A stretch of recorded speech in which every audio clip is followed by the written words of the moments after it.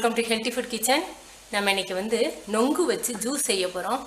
ரொம்ப ருசியாக இருக்குது. எப்படி செய்யுது நம்ம பார்க்கலாம். இப்போ புதினா ஒரு கைப்பிடி அளவுக்கு எடுத்திருக்கேன்.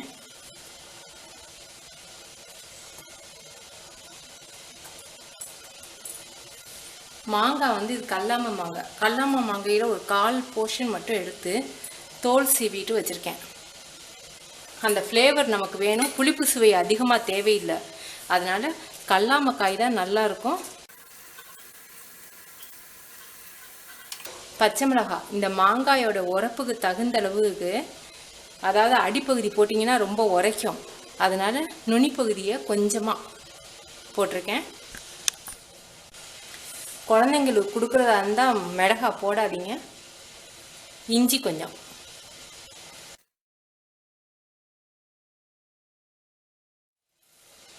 நாலு ஸ்பூன்.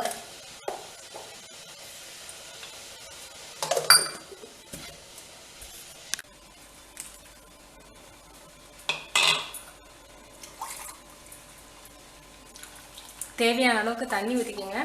நான் 2.5 கப் தண்ணி ஊற்றிருக்கேன். அதுக்கு இதில் நொங்கு சொலையை இந்த மாதிரி உரித்து வச்சுருக்கேன். இதை கட் பண்ணி போட போகிறோம். இப்போ